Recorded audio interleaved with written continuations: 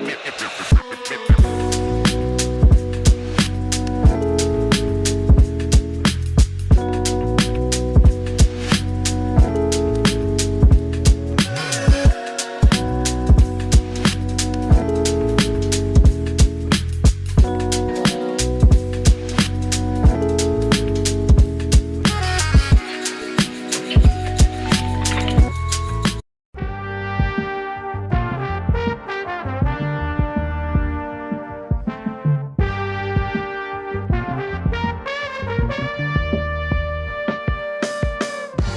is up, everybody, and welcome to the All-NBA Show, part of the All-City Podcast Network. I'm your host, Adam Mares. I'm joined by my esteemed colleague, Tim Legler. Legs, I was so excited for the Olympics. I was excited for it for like a month and a half. I kept talking about it. It surpassed my expectations. That's how good it was. And I am like catching my breath after a great week of basketball. I completely agree. I think, going into, I always look forward to it, but I also don't have the same level of expectations that I do necessarily maybe going into the NBA playoffs or whatever. And I kind of felt that way this time too. And it blew it away. It blew my expectations out of the water, my entertainment value. I think I might have enjoyed this as much as any, probably since the Dream Team, the original Dream Team in 1992, just because that was such a spectacle. And, the guys that were involved with that team, and the way that I viewed those particular players on that team and the first time setting pros, I don't know that anything can match my anticipation for that. This, as far as just flat out entertainment value, and not just Team USA's games, some of the other games too, it absolutely more than lived up to everything that they possibly could have hyped this to be. And I'm actually glad that we got a couple of really close games for Team USA to have to play the way that they did late to win both of those games. I think it just makes it much more interesting to watch and much more interesting to talk about, as we're going to do now.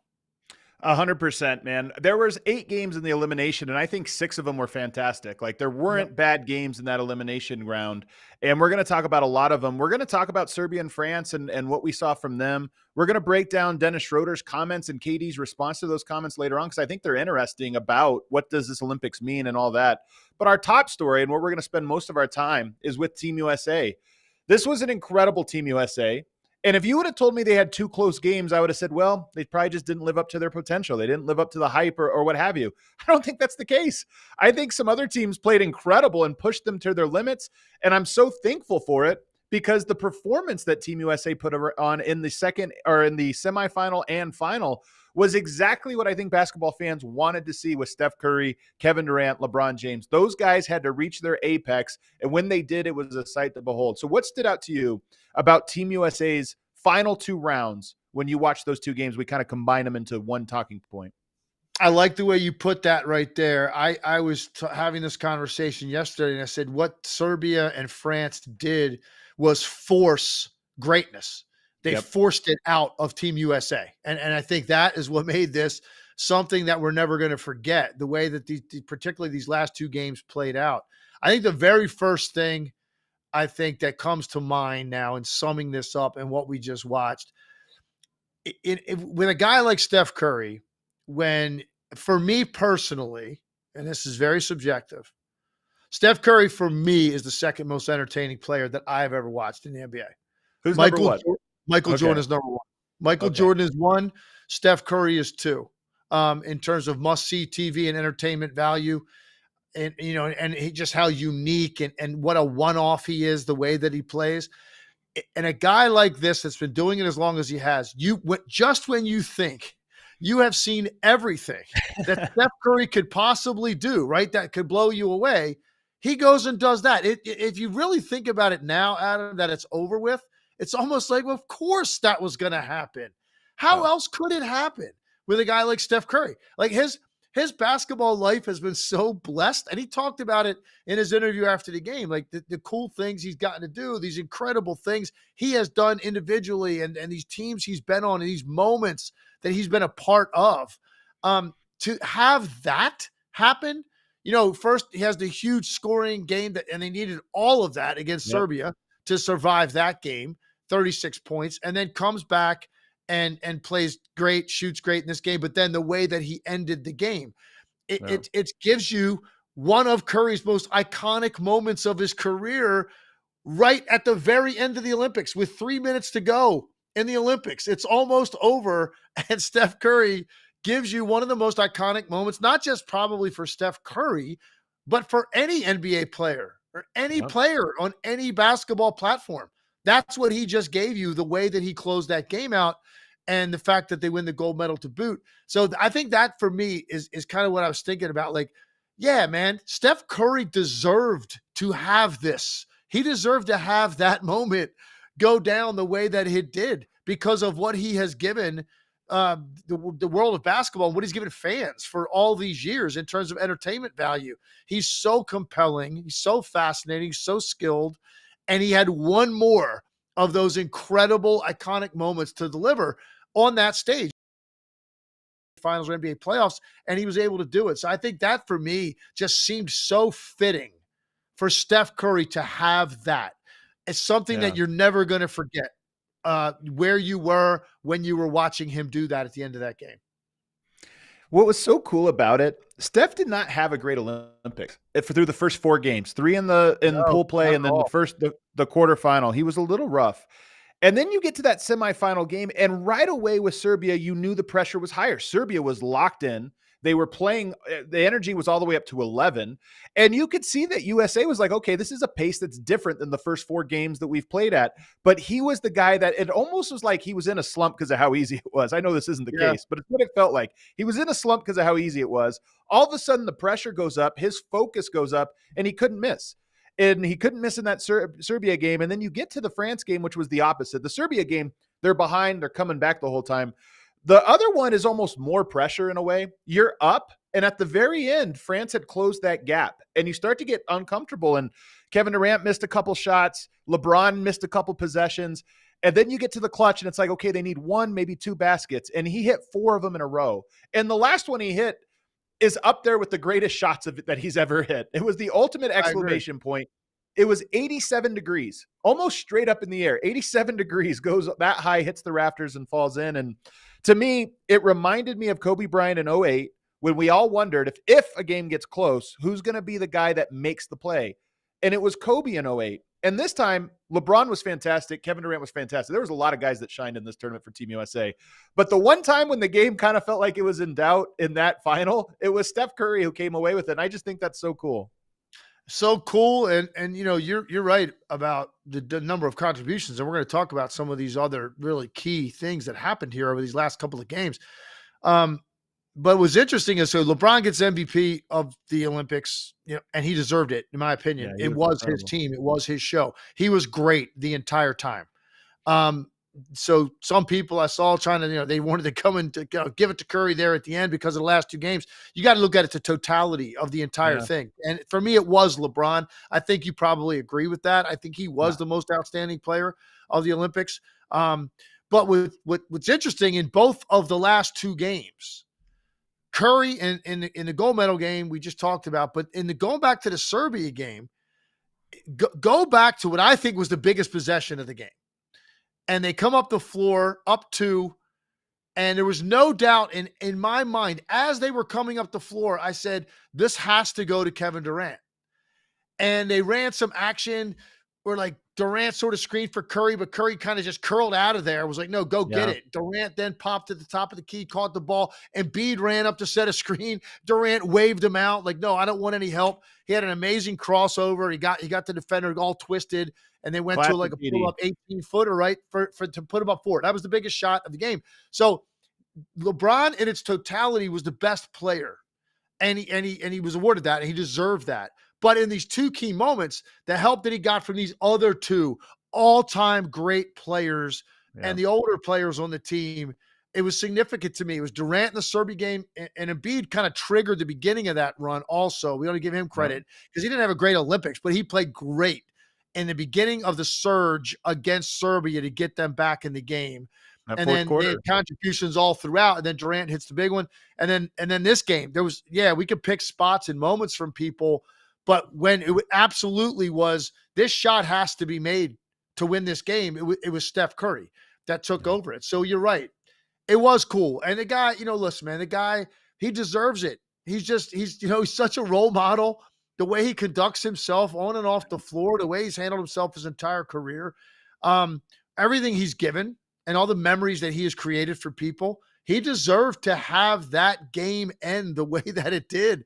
And very few guys are going to seize an opportunity like that, where you give every single person watching that event something Yeah. they'll carry with them the rest of their lives that love basketball. You're just never going to forget what he did. I agree with you. It was just cool and fitting, and it went to a really good guy and a guy that we admire and look up to, and has had this incredible career. There's one of Steph Curry historically, and he gave you that. So it was absolutely an awesome way to end what was a great Olympic tournament.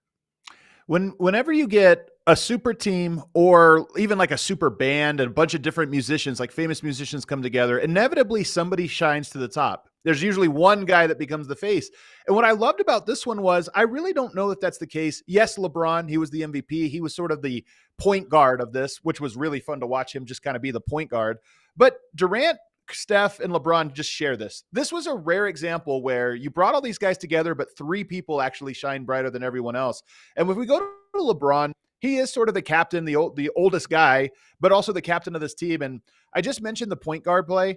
That's what was so cool about this. LeBron is both, back in his heyday when we were talking about, is he Michael? Is he Magic? What is he? He's kind of both. But this tournament, he almost got to be more Magic than we've ever seen him. He got to be more of just the setup guy, control the game. And when you watch him get to focus on that, he still scored a lot and did a bunch of amazing things. But when he shifted it more to playmaking, it almost made me wish I could go back and rewatch his career if he just tried to be a point guard. It was that fun to watch him orchestrate like that. Well, it's also, Adam, you think about guys, how they can sometimes have to make a transition later in their career to extend their careers as an impact player, right? We've seen guys do it. You change the way you play. I think Jason Kidd is a great example of it. Jason Kidd was always considered, not a good shooter, streaky at best. Right. And look at what he did at the end of his career, because you loved his defense. You loved his playmaking, the way he made guys better, the way he moved the ball crisply through the air, his vision. But then he turned himself into a pretty reliable three-point shooter at the end of his career and ended up helping you win a championship in that role with Dallas. So, and here you have LeBron, and you're sitting there going, wow, this is a guy that's the all-time leading scorer in the history of the league. And I never looked at him as a guy that put scoring first and still ended up as the all-time leading scorer. It's like, to me, the greatest argument that anybody could make. If you want to make that argument for LeBron James as the GOAT, that's the one. This guy didn't even look at scoring as his primary objective and ended up as the all-time leading scorer. But it's really been, for me, it was always the playmaking. The first time I saw him play, when he played a high school basketball game and we televised it on ESPN, the first thing that stood out to me were these passes he was giving these guys, like these inferior players on his high school team, and the way he was hooking them up with these passes and his vision and seeing things ahead of that. So it's like, you wonder, like, if LeBron, as physically fit as he is, if he can just continue to stay healthy, if he just wants to transition into that role where he doesn't have the demands of getting 25, 30, 35 every night to give his team a chance to win, if he could be on a team like that, that's good enough, they've got enough scoring, man, what would that do to, like, extend his career even longer if you wanted to? Because he can play. I was joking with somebody the other day. He's going to be the captain in 2028 if he wants it. I mean, probably not. But you know what? No, you might be right. And we're going to talk a little bit about this in a minute, because there's ESPN came up with a list of like what that team might look like, and it talks about the older guys first, and Durant, Curry, and KD. I mean, Durant, Curry, and LeBron in particular. And it's like, it was almost like dismissive, like he won't be back. And I'm going, wait a minute. We don't know that. Like, this guy is all about, at this point, history, making history and challenges and challenging himself. And just the way he looks physically, and he still has that straight downhill speed. He's still got the strength. He's still got the verticality that he needs. And the other parts, the IQ, the vision, all that stuff, his shooting's better than ever. His IQ has always been there. The vision, like those impact the game that way, but he's still an elite level athlete, and with the speed and the verticality. So if he wants to dial it back a little bit as a scorer, that's less demands, less stress on his body on a nightly basis, who knows? Maybe he will be around 4 years from now. I would be surprised, but I wouldn't be like blown away. I'd be like, okay, he did it. Most guys you wouldn't think would want to do it. That's really what it comes down to. Do you want to do that for 4 more years and put your body through that? But maybe he's the one off with that, man, because it still comes so easy to him. Yeah. I was joking with somebody, there's 82 game players and then there's 16 game players. In 4 years, LeBron can at least be a 6 game player. The Olympics is just 6 games, Yeah, three in the right. full play. That's all you need. I think he'll have energy for that. But the thing we didn't mention about LeBron that was most impressive in 2023 in the Western Conference Finals, he guarded Jokic in game 4 in the second half. And Jokic overcame, Jokic did what he did. He's at the height of his powers. The teams were more balanced in terms of talent, and he did what he did. But I walked away from that series and even the entire run of the Nuggets, and I said, by far, the best defender Jokic faced was LeBron. He played Anthony Davis, he played Bam Adebayo, but LeBron. Now, LeBron couldn't do that for a whole series. He couldn't even do it for a whole game, but he could do it in a stint. He did it in the fourth quarter of that Serbia-USA game, and he was unbelievable. One, it allowed Joel Embiid and Anthony Davis to play the roamer and kind of double the ball and play the passing lanes and protect the rim. But his ability to guard and just play big for a short stretch, to me, might have been the most impressive thing that he did in that entire tournament. Was Jokic is 300 pounds. LeBron matched up for him for 10 solid minutes and did an incredible job. He also he had some of the most impressive plays he made in this run were defensively with his quick trigger late blocks. Like he had block shots and rim protection in this tournament that he looked like there's no way he's in the play. I mean, guys are at the rim about to release the ball. It looks like it's going to be an uncontested layup, and LeBron jumps second and still gets to these balls. That to me, he had a couple of those in particular where I just kind of yelled out in the moment, like, man, like, you couldn't believe that he got to it. So that's a good point by you. He does, he's so versatile with his strength that you can put him on bigger guys if you have to. He guarded Wembanyama in the fourth quarter of the gold medal game at times, who again, just like dwarfs Embiid, dwarfs Gobert, dwarfs So all funny. these guys, the AD. It's so ridiculous how much bigger he is than those guys and longer. And yet LeBron still took on that challenge when he had to as well. So I thought it was absolutely fitting.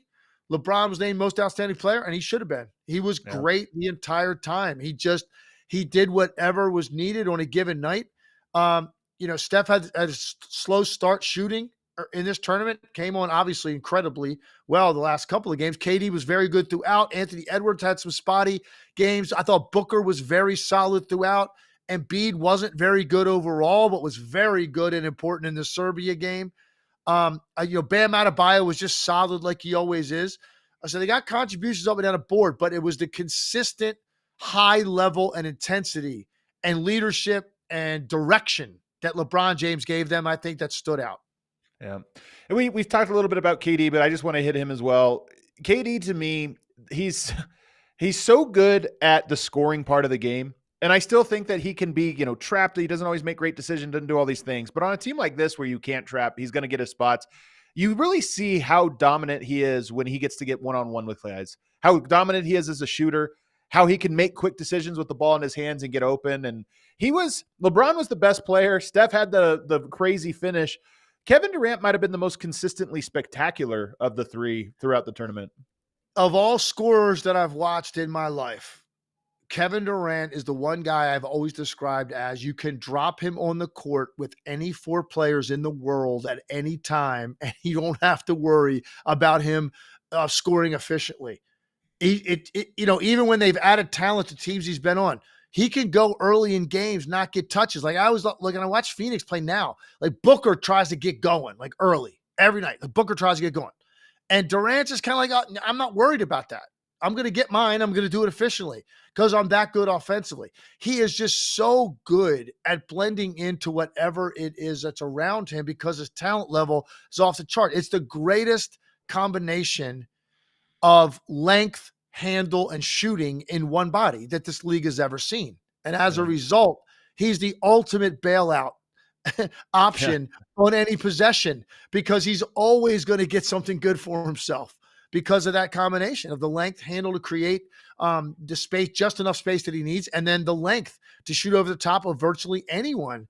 And he did it again throughout this tournament. He was just so good offensively in limited opportunities by his standards and what he's used to be that good when your options are so much more limited than they would be in a regular season or an NBA playoff game.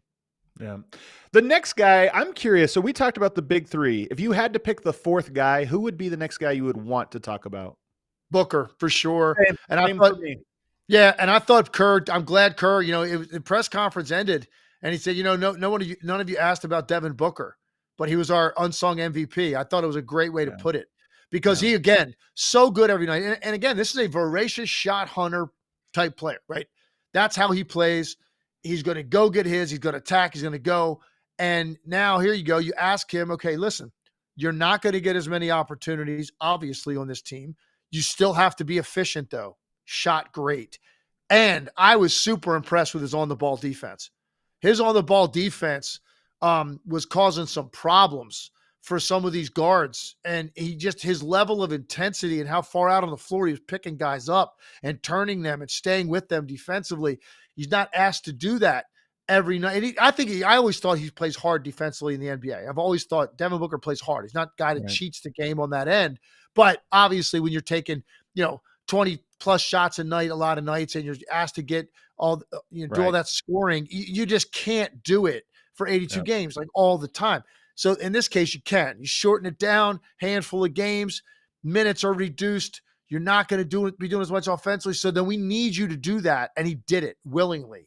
And I thought he stood out. Like his ball pressure was sensational. Anthony Edwards as well, by the way.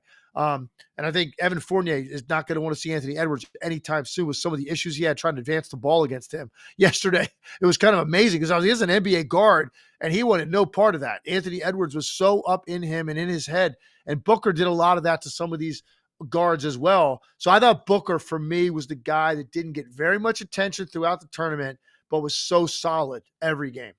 Yeah, I 100% agree. And I saw a tweet from him. I ended up retweeting it on Twitter, but somebody said like, oh, someone on Team USA is going to have to just be a defensive player and play their role. And he quote tweeted it and said, I'll do it. And this was a year ago, basically saying, hey, if that's what's needed, I'll do it. And I got to say, man, I love the way he played. That's exactly how he played.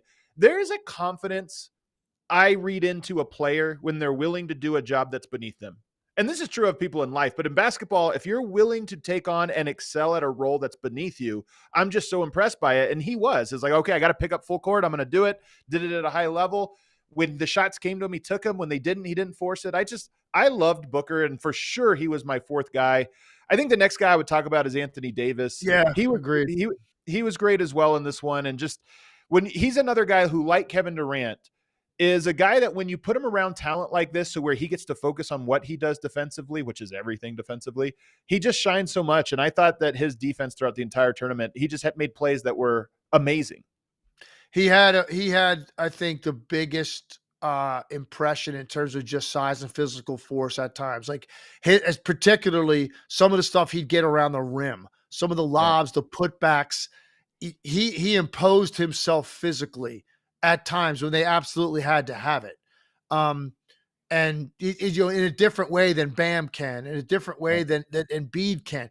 Anthony Davis, because of the combination of size, strength, and then just mobility, there are things that he could do that are a little bit different than those guys. And there were times they needed it, and he got it. Very timely putbacks, timely catches on difficult passes that he was able to finish.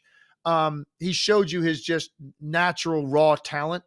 And I thought he played very hard throughout the entire thing, as all of them should, especially in these kind of minutes these guys are playing. They should be playing as hard as they can every second.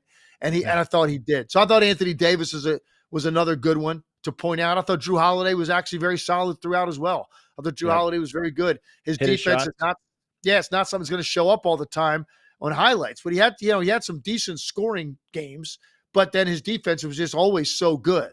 And his activity with his hands was so good. So, up and down the roster, man, they got contributions from everybody except really Tyrese Halliburton and very limited amount of Jason Tatum. So those two guys are taking a little bit of a different experience from this, I think, than everybody else. But they're top guys. And look, the top three guys, the iconic players of their generation. That's what this story was about. Yeah. And the way it unfolded in the last two games in particular. It was literally like some sort of a script that you would write and how you'd want it to go for those three guys, knowing if they'll ever have that opportunity again. It really was, and that's what made it special. LeBron called them the Avengers, and it feels right. It's actually a fitting name. Usually I would think something like that's corny, but the way it played out, I'm like, that was the Avengers. That was the Avengers coming together, and they all played their role to their best. I want to talk about the Tatum piece of this, though, because I do think it's interesting. The last show we did was after game one, and you, to my surprise, were upset at Steve Kerr for not playing him. You go through this tournament, and he played spot minutes, but it was clear that Tatum, coming off of a championship, being the best player on the team winning a championship, it's clear that he was just not one of the top 9 guys, and that every minute he got was almost token minutes of like, all right, we have a little bit of comfort here, so we'll put you out there. Here's what I was thinking about with Tatum.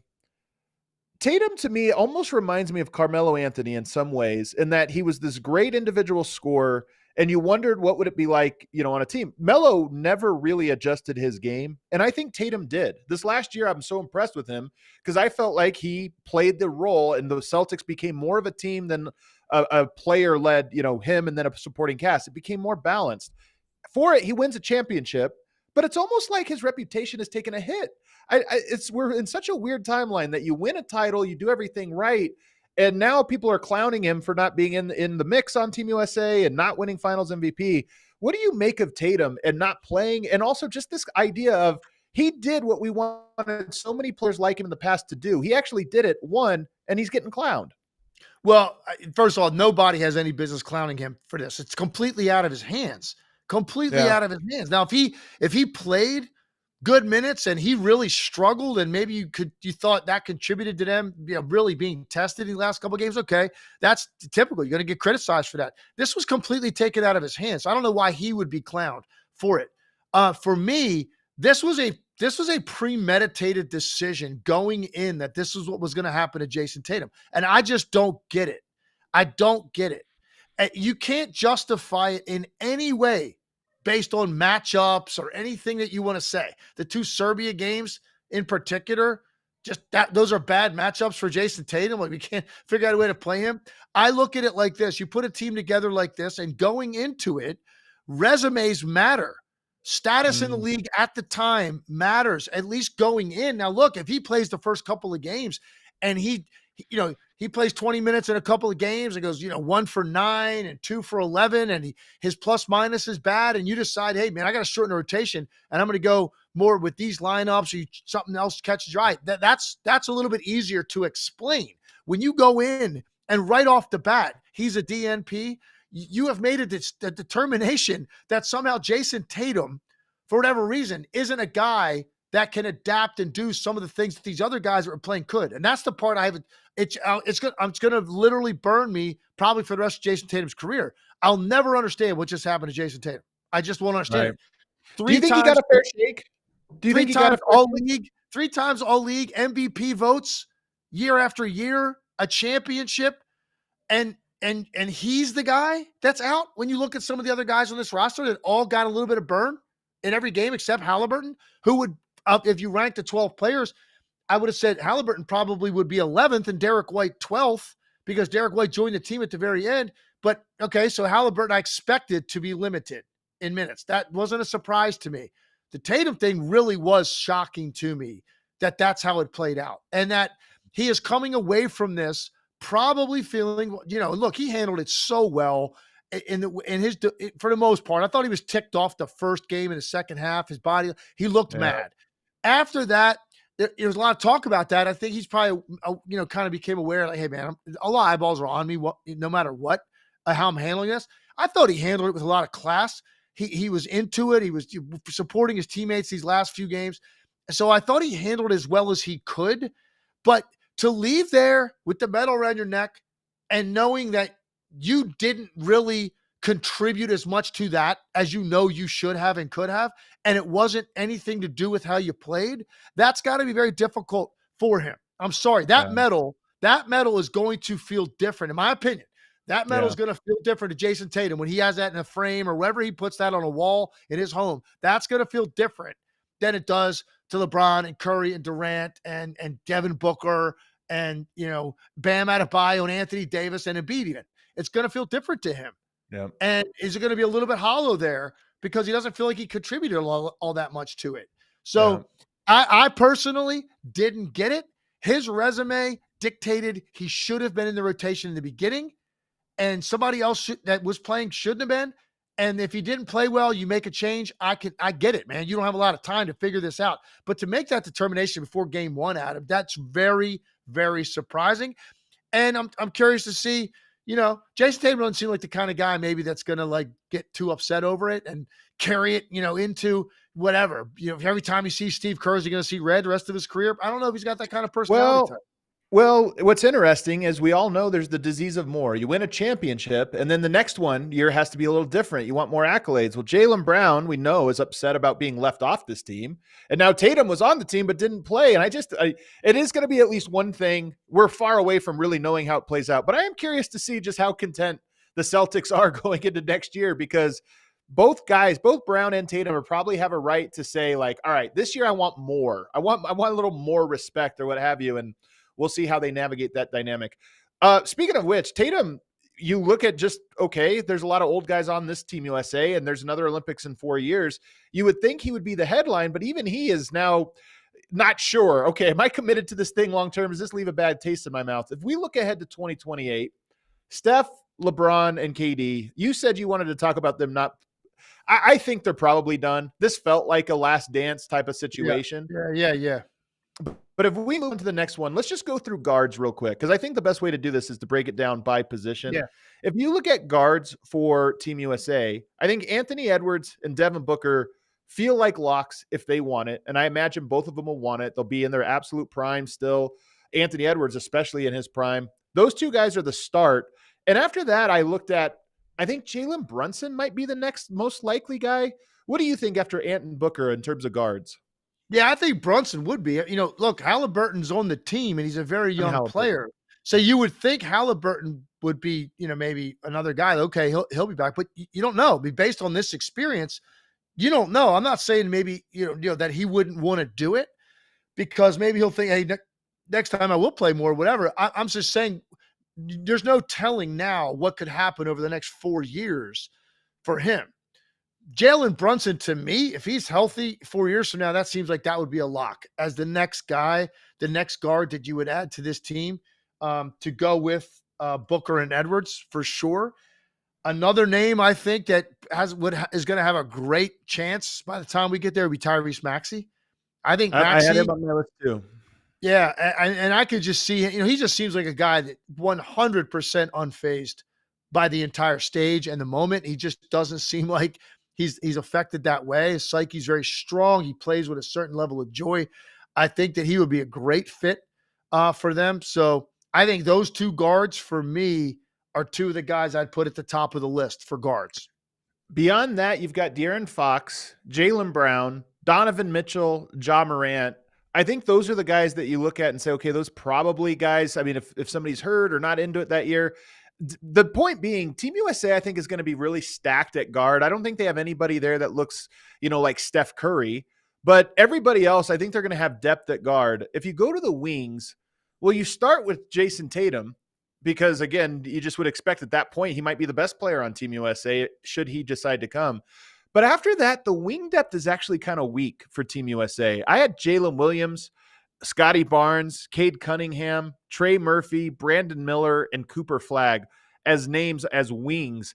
That list is all good players, don't get me wrong, but they're not the Kevin Durant, LeBron James caliber stars that we're used to. What do you make of that crop of wings, and was there somebody I forgot? Paolo Banchero, would he be? I had him as a big, but you're right, he's kind of a forward, so he could count. Yeah, to me, he's like a forward because he handles the ball a lot. He's, the way he plays. He's got a chance. I mean, Paolo Banchero, and a lot of that's going to hinge on, I think, how good the Magic are over the next few years. They took a huge leap last year, and there's no reason to think they're not going to continue to ascend. They're going to be in the mix in the East, and as long as they're relevant, he's relevant. He's playing playoff games every year. He's going to have shots at all league teams. He's going to have shot at all-star games. His name and his age will factor in, I think, when this team rolls around the next time. He'd be an interesting one. What about Chet Holmgren? So then you go to bigs, right? Okay, so I'll just put the bigs out there. Bam Adebayo should be in his prime still. Embiid and Anthony Davis, both have, been injured a little bit. Do they retire? Because they'll be 34, I believe, 34, 35. I don't see Embiid doing it again. I'm not sure I'd see, and I don't know that I'd see AD doing it again. They're I on could the see cusp. Bam. I could see Bam running it back. Yeah. And then after that, you've got Chet Holmgren, Mobley, and Zion as bigs. Those would be the guys. But it's just so different, right? Like Embiid and Anthony Davis, those two monsters. Bam is phenomenal. He earned his Olympian mark, I think, from you this tournament. But Chet, Mobley, they remind me more of the Tyson Chandler mold. Like sometimes Yeah. Team USA centers are just defensive guys, and then they All don't right. really do anything I else. got another name for you then. I was thinking about, because a lot of the names we're mentioning now were put together, this list that ESPN put together and put out there. And it's pretty obvious. So we're talking about those names. What about Jaren Jackson Jr.? Yeah, that's a good one. I could see it. Because he's an elite defender, rim Yeah. protector, but he can also step out and score. Like he can step out and shoot the ball from the three, and can create different kind of spacing if you wanted to play a second big, because of his Yeah. ability to step out and shoot the basketball. And he's going to be certainly young enough. We'll see what happens with Memphis over the next few years and where his profile in the league is. But he like, I look at a guy like Bam, and I look at a guy like him, and I go, okay, what's the difference between the two? Jaren Jackson Jr., he's probably a little bit longer. He's got better shooting range, deeper shooting range, and he's a big-time rim protector. Bam fits in really well with these teams. He's shown his value with that, obviously, his ability to accept the role and all those things. But I just, looking at the list of players that were put down, I was trying to see if there's anybody else out there that I think at least deserves a mention. He was one of the guys I thought of. I think that you look at that and say Team USA's guard depth is going to be phenomenal, as good as expected. The wings and the bigs, though, are a question mark to me. This was such a perfect team, a perfect storm of Team USA. It's probably the best one since the Dream Team. And it had so many great players, and we saw how competitive it was. A one and done tournament, single elimination, 10-minute quarters, anything can happen. And I just look at that one and I go, I think it's going to be a meaningful step down from what we saw this year, which I guess is to be expected, but maybe significantly so, honestly, with the wing depth and the center depth. A big factor in all of this, for as far as beyond the guards, is going to be what happens with Cooper Flagg. Cooper Flagg has a chance to be a great player. He'll most likely be the first pick in the draft next year. By that time, that Olympics roll around, he'll have 3 years under his belt in the NBA. So there's no telling like what Cooper Flagg could be. And like just how dominant and how versatile, and he plays both ends of the floor as well. But I think has potentially much greater upside than some of the guys we're talking about offensively. So he's a big factor in all of this, depending on his growth and how quickly he gets to that top tier. Oh, somebody in the chat says Derek Lively. I agree. He fits the mold of, the type of guy. If you're not getting the superstar type guys, the rim rollers, shot blockers, rebounders, he fits that mold for sure. All right, let's take a break. On the other side, I want to get into some conversation about the other teams that impressed: Serbia, France, Australia. Maybe we'll even talk a little bit about Canada, who did not impress, and why they fell apart. So we'll get into some non-Team USA teams on the other side.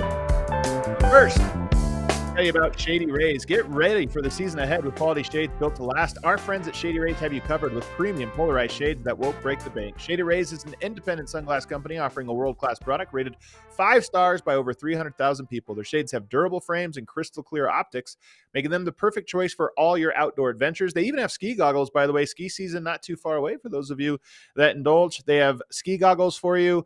Bass fishing goggles, I believe that's what they look like. I don't know what you call them, but they look like the type of ones you'd go bass fishing with. They have hundreds of options to choose from, so you're bound to find the perfect pair to match your style, and they probably have a style in your favorite team's colors. Maybe you're trying to get something to wear to the stadium for football season. Exclusively for our listeners, Shady Rays is giving out their best deal of the season. Head to shadyrays.com and use code AC35 for 35% off of polarized sunglasses. Try for yourself the shades rated 5 stars by over 300,000 people. I also want to tell you about BetterHelp. When life goes fast, it's important to take a moment to celebrate your wins and to make adjustments for the rest of the year. Therapy can help you take stock of the progress that you've achieved already or set goals for the next 6 months.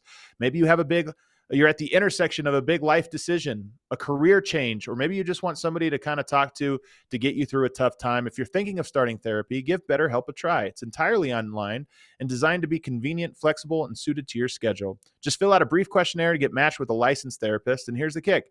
If you get matched with a therapist that you're not really vibing with, you can switch anytime for no additional charge. So here's what you want to do. Go to betterhelp.com/allnba and you get 10% off your first month. That's betterhelp, HELP.com/ALLNBA. And you'll get 10% off your first month. All right, let's get back to All NBA Show. All right, back here, segment 2 of the All NBA Show, back half. Let's talk real quick about France. I was wrong about France. You see them. Here's one thing, actually, I'm going to preface this because I saw some people say, oh, they got killed in the exhibition games or so-and-so team got blown out in the group play. Because Jokic has been in Denver and I've now watched Eurobasket, World Cup, and Olympics through several cycles, I'm telling you, one of the things I love about FIBA, they say the regular season and the playoffs are different in the NBA. Group play and the elimination round are completely different in FIBA. In these short tournaments, teams will set the table in group play, take a loss, and then get to the elimination round, and that's where they will go with a crazy game plan. Well, France's was to not play Rudy Gobert and to use their two bigs, Lasort and Yabusele, as battering rams, baby Shaqs, and they both were incredible at it. I was wrong about them. Going into the medal round, I thought they had no chance against Canada. They beat them. They beat Germany, and they gave U.S. all they could handle. Were you as impressed as I was? I was very impressed by everything you just said. I was also just really impressed by their inability to be put away. They couldn't put them away. Every time you thought it was about to get 10, 12, 15, and then at that point it could be 25, they would make shots that had to be made in that moment, in that possession, to keep them in the game, to keep them within striking distance. I was just so impressed with their ability to get space on the perimeter, in some cases off the dribble or off dribble handoff game, and get to spots and make shots. Super impressed. Yabusele was great the entire tournament, and he's really impressive. Like, as big as he is, and like it's just as much mass as he has, he is very quick off his feet and explosive, and plays much bigger than his height would indicate. He was fantastic. He dunked on LeBron, great. The hardest dunk of LeBron's career. And LeBron didn't argue that one very much because he knew he got there a little bit late and turned his body. That doesn't happen to LeBron James throughout his career. How many times has LeBron James, gotten there late and got dunked on to the point where he fell to the ground and a 3-point play? I mean, very few times. And so that was impressive. Cornier, the way he shot the basketball the last couple games for them, super impressive. Obviously, Wembanyama. Listen, one of the things that's impressive about France, look at their quarterfinal game and their semifinal win. How little he did offensively. Wembanyama had 18 points total in those two games. If you go into the medal round, you're in the final 8, and you say, okay, Wembanyama's going to score 18 points in the next 2 games combined. Like, even if you would say, well, how are they going to win the first game? First of all, he scores 7 points. How are they going to win that game? That told you a lot about the rest of their roster. So the fact that they were able to win games when he wasn't shooting the ball particularly well or putting the ball in the basket, super impressive. I mean, they didn't really even utilize Rudy Gobert, who's the most accomplished NBA player on their roster.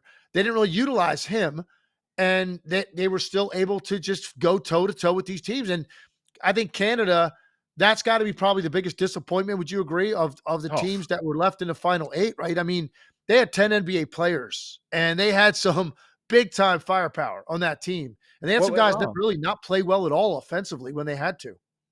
What do you think went wrong for Canada? You just go look at their individual performances. They had very little consistency. Yeah. Despite all of those guys that can score, they had very little consistency throughout their roster from game to game. Team USA got that. They got that from LeBron. They got that from Kevin Durant. They got that, I thought, from Anthony Edwards for the most part. They got that from Booker. Curry wasn't very good the first 4 games, and then just went crazy the last 2. But their top, the other top guys and other guys on their roster were very consistent in their role and what they were doing from game to game. Canada didn't get that. And then in the big game, when they had to have it, they just really struggled shooting the basketball. And they had some guys just flat out played far beneath what they needed to give them a chance. And Jamal Murray would be one of the guys at the top of that list probably. I mean, I think he probably is at the top of the list. When I watched Canada, they reminded me a lot of Team USA from 2002 to 2006. The dark era of Team USA, where it was a lot of talent, but the FIBA game is so different that it really takes a strategy going in, and guys have to buy into role and understand the role. And Canada, it didn't seem like they knew who their top guys were. You were talking earlier about Tatum and reputation. Well, Jamal Murray entered the tournament with reputation of, okay, he's probably our second best player. He's a champion. He's done all these things, but he wasn't the second best player on that team. And I think there was just a little confusion about, okay, how do these pieces fit? It was talent, but the roles weren't very clearly defined and the pecking order wasn't clearly defined. And I think they just had to go through this one to kind of learn that lesson, that tough lesson. And they have enough talent and young talent. They should be good for years to come, but they're going to have to change their approach, in my opinion, including figure out who does what. What about Serbia? So Serbia, France gave U.S. a run. I thought U.S. was a little slept walk a little bit through that game and then kind of got caught at the end and then put them away. But the Serbia game, I think that was one where I just think Serbia punched and played incredibly well. And like we said at the start, the U.S. had to rise to the occasion, and they did. But Serbia, to me, was probably, I don't want to disrespect France here, but I thought Serbia was the second most impressive team that I saw in this one. They lose to the USA twice. But what did you think of what you saw from them? And I guess I'll even say from Jokic in particular. I mean, I thought Jokic was spectacular. And again, just his playmaking and physical presence in the paint. He again proved, if you don't provide enough help and you give him enough single coverage and space, there's not a defender in the world that can stop him from getting the shot he wants and scoring when he wants. He controls the game with his passing, his dribble handoff game, his screening game. You know, you can't even overstate like what he meant to that team and that roster to be in that position, to play, to have the tournament that they had, first of all, and they ended with the bronze medal, but the game they played the U.S., I mean, that's a win up. They're up, double digits, 7 minutes to go. That game is in their hands to win the game. And Jokic, you look at the rest of that roster, like how imposing Jokic was in making those guys that much better and their belief, first of all, and then just what he does on the court and the boxes he checks to give you a chance. Very impressed with them. And, Bogdanovic is very good, as I knew he would be in this tournament. Jovic was okay. If he was a little bit better, maybe, Serbia ends up in the gold medal game. So for that roster, they absolutely maxed out. And I think that's why you saw the emotion and the relief on the part of Jokic after he won the bronze medal, man. It was very important to him to be able to get a medal when you look at the level of competition, because I don't think necessarily their roster has the upside beyond their top 2 or 3 guys that have NBA experience. Their roster doesn't have as much upside, I think, as some of these other teams. And just looking at the athletic ability that some of these teams had with their supporting cast, but Jokic makes the difference. And that's why you're able to go toe-to-toe with Team USA and be in a position to win. And I think they had an open 3 up 2 with 2 minutes to go. Oh, so such a if they make that shot, it's a wide open, naked right wing 3 from a shooter, and they go up 5. I don't know, man. That's going to feel a lot different. 2 minutes to go up 5. I'm not saying USA wouldn't have still won the game, but I thought after letting that lead get away, man, that was still their opportunity. This wide open look, go up 5, kind of calm everybody down, and then maybe you get a couple of stops, and maybe they end up in a gold medal game. But the Team USA, they rose to the occasion in an incredible way. The greatness was forced out of them, and they did what was required. The Jokic did something I've only seen Wilt Chamberlain do, which is average more minutes than 40. Because that first game went to overtime, so he played 43 and a half minutes, and then every other game he only rested 90 seconds. So he ends at like 40. I'm curious, what was their plus minus in the little bit of time he didn't play? Because he did come off the floor a few times. I think they actually won. He came off the floor in the U.S. game for 90 seconds, and I think they actually won those 90 seconds. It was like one was for like 15 seconds, and I think Serbia just scored a basket, and then once was for like a minute. But nonetheless, I mean, it was basically 3 possessions that he wasn't on the court for the entire game. And that was true of all 3 rounds. Like I said, 43 and a half minutes the first game, 38 and a half, 38 and a half. It's just insane. And I think that was really, I mean, look, I think Serbia maxed out what they're capable of. The U.S.'s best punch is just better than Serbia's best punch, and we saw that. But one of the things you notice is that Serbia had a really good unit, but they didn't have enough behind that. And what you saw from Team USA was they were just wave after wave after wave. And I think Serbia did not grab a rebound in the fourth quarter of the semifinal game. And that things like rebounds, threes, they didn't make a 3 as well. That's fatigue. And you just saw with Serbia, man, that game, if it was 35 minutes, they would have had the plan, but they didn't have anything else. I was impressed with them. And then I was impressed with Australia. And Patty Mills, another one of these guys that is a role player in the NBA. He goes there and he gets to be Steph Curry for a little bit, and he was up for the challenge in that first game. He always is, man. He's fun to watch in these tournaments because he has a different vibe about him. The way his teammates respect him and look up to him, he has all kinds of freedom. So his confidence level's off the charts as soon as he runs out of the tunnel. He was great, as he normally is in these type of events. I get he was very good. So Australia was impressive, man. I thought Germany was impressive too. Germany, Schroeder was very, very good. Franz Wagner was a little bit up and down, but for the most part played pretty well. Obst, I thought, played pretty well at times. So our guy. I thought Germany represented themselves pretty well. But I tell you this, I said before the tournament started, I did NBA Today hit, and I said, they asked me who was the biggest threat to the United States, and I said France on the air. And then as the tournament was on, that was before anybody played any pool games.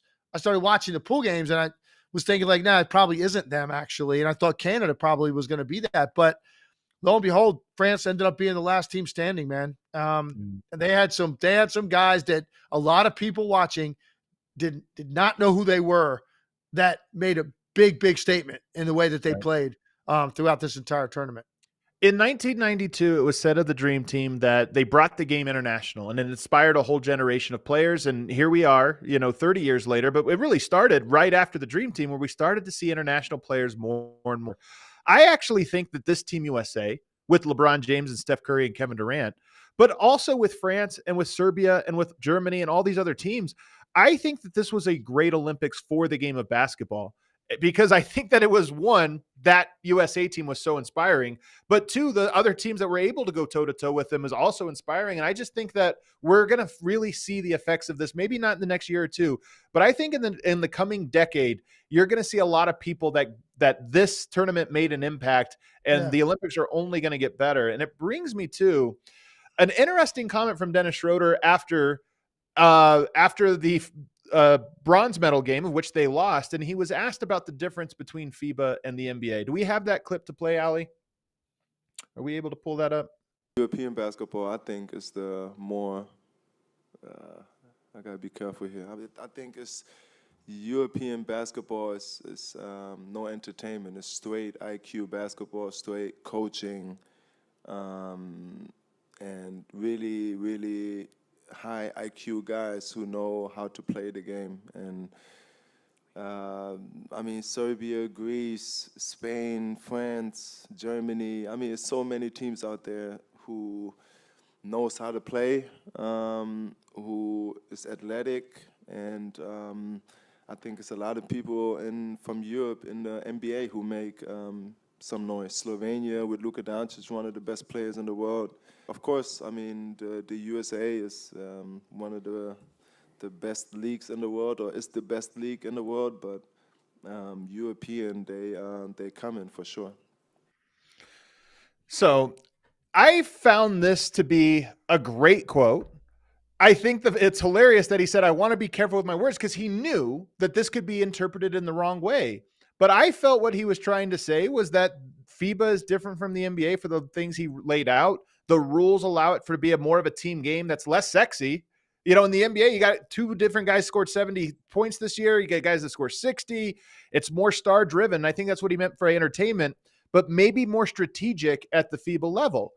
Kevin Durant took offense to that. I think you have it, Ali. He posted out entertainment and IQ. What's funny about this is KD's right. This is what made Team USA so incredible. They're athletic, more athletic than anyone. They shot better than anyone. And in this tournament, they were forced to be as smart as the smartest teams. He's right, entertainment and IQ. What he's wrong about is I don't think Dennis Schroeder was saying anything different. I think if he was asked, he would have been like, yeah, US is also great, high IQ team. But what did you think of that interaction, those two comments? Completely agree. I don't think Dennis Schroeder meant it in that way. First of all, he's not the kind of guy really to say something like that in that way, where it's derogatory toward Team USA as if they're not a high IQ team. I don't think that's what he was trying to say. I think what he's really trying to say is this. In FIBA basketball, because it's a shorter game, the style of the game, there are just fewer opportunities to waste possessions. You can't survive wasted possessions. It's just that much more important every trip. Whereas in a 48-minute game and the style of the game where shots are taken earlier in the clock, like in an NBA game, there can be a number of possessions in a game that are like not great possessions. Guys take really quick shots with a hand up or whatever, where the ball didn't really move much. You see that every night in the NBA. And then obviously you're going to get to winning time in the game. It's going to be different. Playoffs are different even than the regular season in that regard. And in this situation, 40-minute game, there are just no opportunities to do that. Each possession is so maximized that you have to take care of the ball. You have to make sure you get good shots. There's a premium on that. So I think that really is kind of more how I took that and what Schroeder's saying. So you have to have guys on the floor that understand how to play, cut, move, screen, move it, shoot it, and take care of the basketball and make sure to get a quality possession.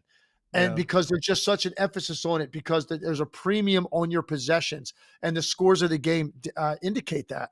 I think that's really how I interpreted it. And the other thing is this, Adam, beyond the top guys on these international rosters, these other teams, foreign countries that we played, there's a drop off athletically in the second half of their rosters. That's not the case with Team USA.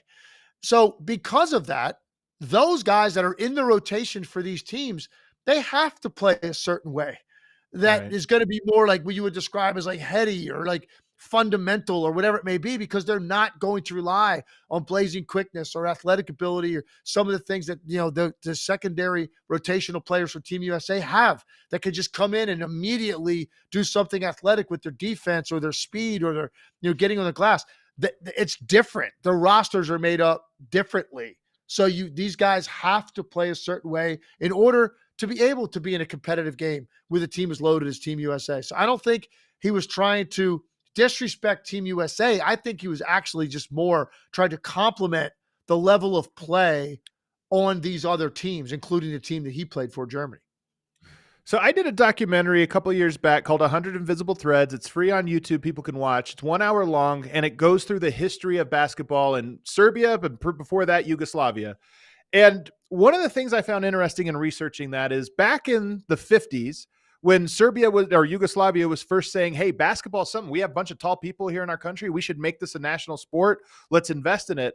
One of the things they did is they assigned their coaches to go abroad, go to the U.S. and learn from the U.S. coaches. Red Auerbach, let's try to get exhibition games, but also let's get you on staffs for these colleges so that you could learn from the great American coaches, the great Italian coaches.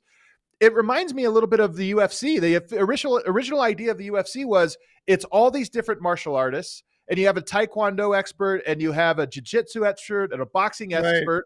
And let's put them together and let's all learn from the different styles. And what I loved about this Olympics is that this was the Team USA. USA is by far the best basketball nation on earth. It's not close. They have the best talent, the best infrastructure, and everything else. But that doesn't mean there isn't lessons that if you're a basketball purist that you can learn from these other schools. And I think how I interpret Schroeder and what I loved about this Olympics was, yes, US was the best. Yes, they proved that. And yes, they rose to the occasion of both entertainment, IQ, individual skill, and everything else. But there's a lot that I'm sure those guys also learned from competing against these other schools of basketball, the same way the best MMA fighters go into a fight and take something from the person they just went through. And to me, that's what made this Olympics special. And that's what makes the Olympics, the concept of the Olympics special. All these cultures, languages, and people come together and compete and learn something from each other. And to me, that's why this is a great story. It was a great Olympics. And that's how I choose to look at this entire experience. Yeah. I'm going to, my final thought on all of this is this. And I'm a firm believer in this. Like NBA players that play for Team USA, right, their legacies are not really defined by this to the extent that the players on the international teams are. Yep, and I know 100%. They've got NBA players too, right? I understand that the Jokic ultimately is, if the way we view him here is going to be on NBA championships, MVPs, all-star appearances, all league, all that. But in his own country, if you're a part of a team that can break through and win, you become this legendary mythical figure. And because of what happens in an international competition like the Olympics, that's not the case for Team USA. Their legacies are built on what they do in the NBA. So I really felt that all along, and I believe that. But here's the exception. When it goes down the way that it did, you can actually create another layer to your legacy in international competition that I don't think you could have if they just went in there and they won a sort of a ho-hum 18-point game in the gold medal game, and they won a 16-point game in the semifinals, and it was like really balanced across the roster. And it would be just like, okay, ho-hum, we won, yay, USA. And then we get, okay, when does training camp start? Immediately when it's over.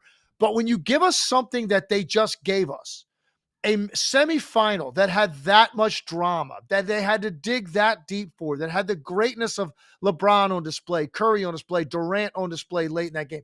And then Curry gives us this moment in a tight game against France, and he closes it out the way that he did. It's the rare case, Adam, that an NBA player playing for Team USA can actually add to their legacy in international competition because of how it played out. It's one of the rare times it's ever been the case. More often than not, it's just like, oh my goodness, don't lose, because you're going to carry that for you the rest of your life. But if you win, it's like, okay, great, good job. Now let's get back to the NBA. But when you do it like this, I actually do think now this is something that will come up when you talk about Steph Curry, when you talk 100%. about LeBron. This team, these moments, the way this played out, and normally that's not really the case. You get to that way down the line when you start talking about these players. Oh, yeah, that's right. He also has 3 gold medals. You'll get to it at some point. This kind of changed that. This is going to be something you're going to be talking about near the front when you talk about Steph Curry and LeBron James. And that's what's so cool about what just happened, because it's very hard for Team USA players to have that moment to that extent that it actually adds to the way we view them overall in this country. Well said. Hit that outro music for us, Allie. Legs, it was fun. We got a little extra basketball in the summer. We don't always get that, but we got a little extra. Now we get a little bit of a break, though. We'll be back in a couple weeks, or several weeks, I should say. And if something pops up, if there's an emergency Curry trade or LeBron trade or something unforeseen, we'll hop on here and we'll do an emergency podcast. But we're going to take a couple weeks off and get ready for the 2024-25 season here and kind of enjoy our summer. Legs, it was great seeing you. It's great talking hoops with you. And I hope you enjoy a little time off. Yeah, we'll do, man. I'll catch up with you soon. Great recap of the Olympics. Everybody have a great summer. We'll be back on as needed. Everybody, make sure if you're not subscribed, subscribe so you don't miss when we are back. Leave a like if you haven't already. We'll see you next time.